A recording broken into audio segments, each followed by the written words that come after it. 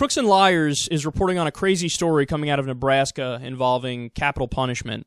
They say, quote, on May 27th, a coalition of Democrats and Republicans in the Nebraska legislature approved LB 268, which abolishes the state's death penalty.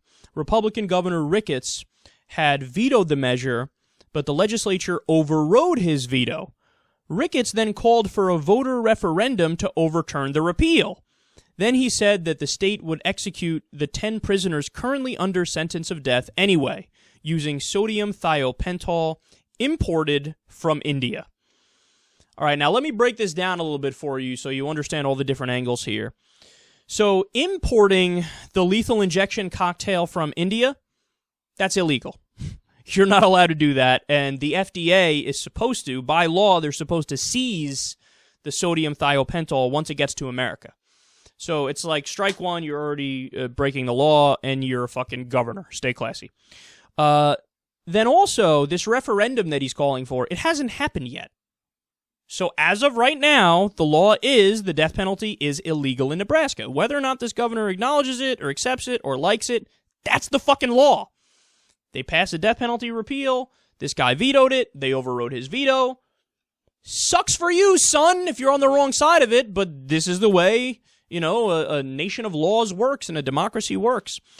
And then also, understand that the Supreme Court, the state Supreme Court, is the only body that can sign off and approve a death penalty sentence, which they haven't done in the case of these people who he still wants to execute.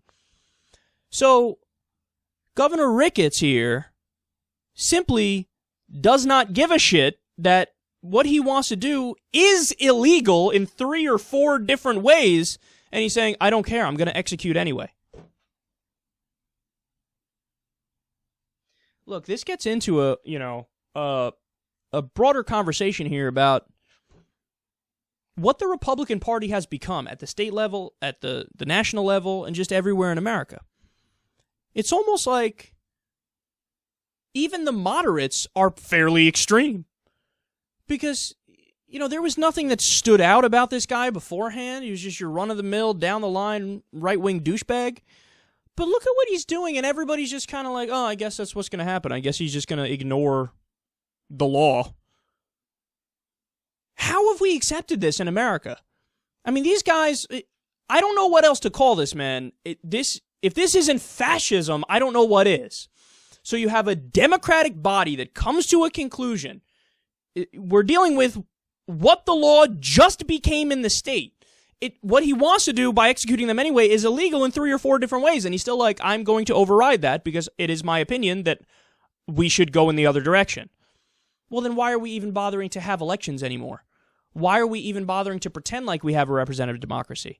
If this is what you're going to do, then what's the difference between going through the motions or fucking taking an AR-15 and getting 200 of your buddies with you and you storm in to your state government and you just take it over by force? What's the difference?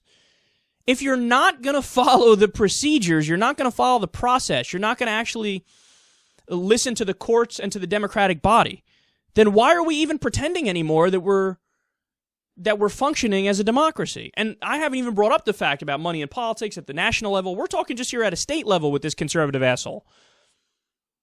Okay, you cannot do that, and there is no other conclusion but to say guys like this are un-American.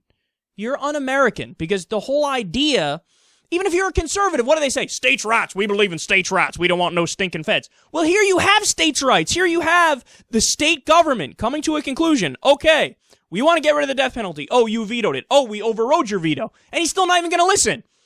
So whether it's the federal government or it's the state government, you say, I don't give a fuck. I'm going to do what I want anyway.